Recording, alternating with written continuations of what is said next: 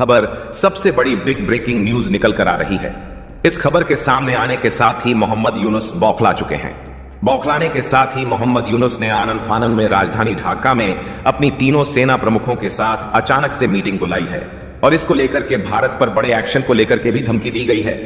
दरअसल भारत की तरफ से इस वक्त भारतीय सेना ने लगातार एक के बाद एक बांग्लादेश के बॉर्डर से सही हुए 3 डिवीजन को टारगेट करते हुए लगभग बांग्लादेश के 250 किलोमीटर की रेंज को निशाना बनाया है। और इस वक्त भारतीय सेना की तरफ से बांग्लादेश पर अब तक का सबसे बड़ा एक्शन लिया गया है। बता दें, भारतीय सेना ने बांग्लादेश के सबसे बड़े एयरबेस को इस वक्त निशाना बनाते हुए अपना सबसे बड़ा हमला किया है।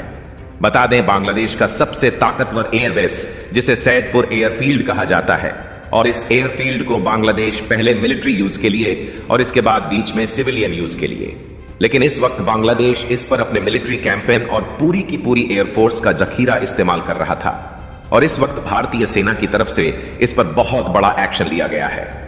भारत ने एक के बाद एक कई ड्रोन अटैक करते हुए इन 3 डिवीजन को टारगेट करते हुए बांग्लादेश के इस सबसे बड़े एयरबेस को इस वक्त ध्वस्त किया है।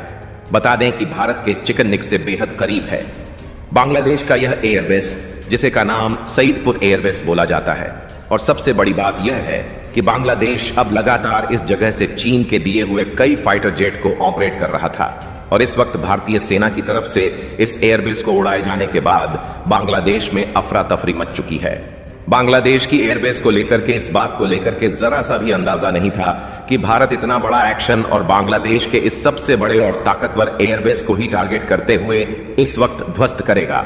और आपको बता दें कि भारतीय सेना की तरफ से इस वक्त लगातार एक्शन के बीच लगातार जो मिसाइलें दागी जा रही हैं, वो 250 किलोमीटर रेंज तक के अंदर भारत की तरफ से यह एक्शन लिए गए हैं। और इस वक्त भारत की तरफ से ड्रोन अटैक किए जा रहे हैं। टारगेटेड को लगातार भारत न्यूट्रलाइज कर रहा है।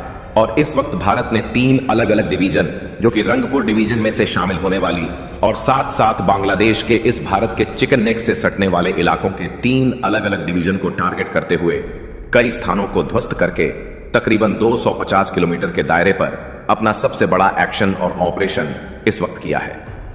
क्या है पूरी खबर? क्या पूरी अपडेट सामने आ चुकी है? और इस खबर के आने के साथ ही बांग्लादेश की राजधानी ढाका में आपातकाल की स्थिति बनती हुई नजर आ रही है।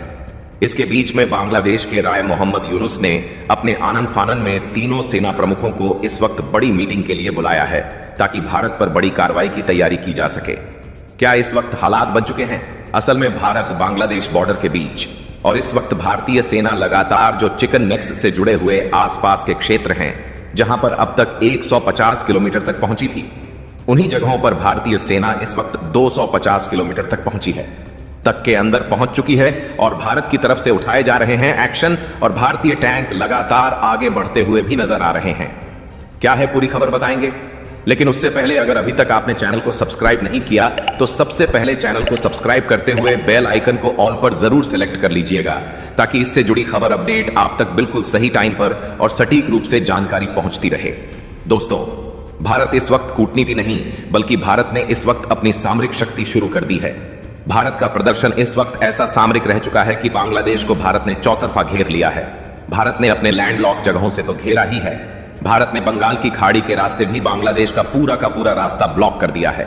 इस वक्त हालात ऐसी बन चुकी है कि बांग्लादेश पूरी दुनिया से बिल्कुल अलग और कट चुका है। अब तक बांग्लादेश को लग रहा था कि भारत से 3 तरफ से गिरने के बावजूद बंगाल की खाड़ी का रास्ता उसके लिए खुला रहेगा, लेकिन असल में इस वक्त भारतीय एयरफोर्स ने बड़ा एक्शन लेते हुए न सिर्फ इसको ब्लॉक किया है, बल्कि भारतीय नेवी की तरफ से भी अपने आईएएस विक्रांत को बंगाल की खाड़ी में उतारे जाने के बाद इस वक्त हालात बिल्कुल भारत ने अपने कंट्रोल में ले लिए हैं। ऐसा क्यों किया भारत ने? यह एक बड़ा सवाल पैदा होता है कि आखिरकार भारत ने बांग्लादेश को चौतरफा घेरा क्यों है, और इन सब के बीच में भारत को लेकर के क्या एक्शन सामने आ रहा है। दरअसल भारत ने साफ करते हुए कह दिया है कि अब बांग्लादेश के अंदर हिंदू माइनॉरिटीज को निशाना बनाए जाने वाले पूरी घटनाक्रम पर अब भारत चुपचाप मूक दर्शक बनकर के नहीं रहने वाला है। और इसीलिए भारत ने 1-2 नहीं बल्कि 3 अलग अलग डिवीजन को टारगेट किया है। बांग्लादेश के ये 3 डिवीजन भारत से लगभग 250 किलोमीटर से ज्यादा की बाउंड्री साझा करते हैं, और यह बाउंड्री डायरेक्ट बाउंड्री है भारत के साथ। यानी कि रंगपुर के अलावा यहां पर सबसे बड़ा सैदपुर एयरबेस जो सबसे बेहद करीब पहुंचता है। आपको बता दें कि यह महज 130 किलोमीटर है, दूर है भारत के चिकन नेक से, और भारत ने इस वक्त इसे ही सबसे बड़ा टारगेट बनाते हुए अपने ड्रोन अटैक से ध्वस्त किया है। लगातार भारत की तरफ से इजरायली ड्रोन्स का इस्तेमाल करते हुए इन्हें लगातार टारगेट किया जा रहा है। बता दें कि भारत की तरफ से जो इजरायली ड्रोन इस्तेमाल किए जा रहे हैं, यह बेहद ताकतवर और स्वार्म ड्रोन के रूप में जाने जाते हैं, जो न सिर्फ भारत की तरफ से पेलोड ले जाने में सक्षम है, बल्कि यह कई अलग अलग जगहों पंप बम गिराने में भी पूरे कैपेबल हैं। और इस वक्त भारत इन्हीं के इस्तेमाल से बिना हवा लगे बांग्लादेश कर बड़ी स्ट्राइक कर रहा है। और इसी बीच में भारत ने अपनी कई मिसाइल सिस्टम का भी इस्तेमाल करना शुरू कर दिया है। इस वक्त भारत अपने इस बॉर्डर से सटे हुए इलाकों में S-400 एयर डिफेंस सिस्टम को तैनात कर रखा है। साथ ही साथ आकाश एयर डिफेंस सिस्टम को भारत ने फ्रंट मोर्चे पर रखा है, यानी कि बांग्लादेश से होने वाली किसी भी गतिविधि का भारत मुंह तोड़ जवाब देने के लिए पहले से तैनात है। भारत ने साफ कहा है कि बांग्लादेश में जो हालात बने हुए हैं, उसकी वजह से भारत को 3 अलग अलग डिवीजन्स को टारगेट करना पड़ा है। दरअसल असल में यहां पर कहानी कुछ और ही पक रही थी। भारत को इस बात की भनक पहले ही लग गई थी। बता दें कि बांग्लादेश का यह सबसे अहम जो एयरबेस है, जिसके जरिए बांग्लादेश अपनी एयरफोर्स को इस एयरबेस का इस्तेमाल करता है। दरअसल आपको बता दें कि भारत के जो चिकनिक है, उससे सटा हुआ सबसे नियरवी को जो एयरबेस पड़ता है, वो रंगपुर एयरबेस पड़ता है। लेकिन बांग्लादेश को इस बात की भनक थी कि भारत जिस तरह से पाक को ऑपरेशन सिंदूर में उसके एयरबेस को ध्वस्त किया था, वैसे ही कुछ उसके साथ भी कर सकता है। इसलिए भारत 1971 में ऑपरेशन सिंदूर में पाकिस्तान के एयरबेस को ध्वस्त किया था कि सबसे जो चिकन नेक के करीब एयरबेस है, उस पर एक्टिविटी ना रख के बांग्लादेश ने उससे थोड़ा दूर स्थित सैदपुर एयरफील्ड को अपना अड्डा बनाया हुआ था। बांग्लादेश की तरफ से लगातार यहां पर फाइटर जेट उड़ान भर रहे थे। लगातार इस जगह पर फाइटर जेट का अड्डा बनाया गया था और सैन्य कार्यवाही का सबसे बड़ा गढ़ तैयार कर रहा था।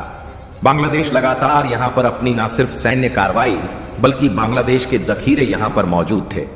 वो जखीरे जिनकी मदद से भारत के चिकन नेक को काटने की धमकी दी जा रही थी, जिनके पीछे पूरी की पूरी साजिश थी कि भारत के चिकन नेक को अलग करके यहां पर अपनी सत्ता और हुकूमत को आगे बढ़ाया जाए और भारत के पूर्वोत्तर राज्यों को अलग थलग करके भारत की पहुंच वहां तक पूरी तरीके से सीमित कर दी जाए, ताकि भारत की पावर सप्लाई कट हो और नॉर्थ ईस्ट के राज्यों में भारत के खिलाफ विद्रोह जैसी स्थिति पनपाई जा सके। इसके लिए बहुत बड़ी सीरियस प्लानिंग चल रही थी और इस प्लानिंग के बीच न सिर्फ बांग्लादेश का या सैदपुर एयरफील्ड इस्तेमाल किया जा रहा था, बल्कि इसके आसपास बने 12 अलग अलग चेक पोस्ट इस्तेमाल किए जा रहे थे।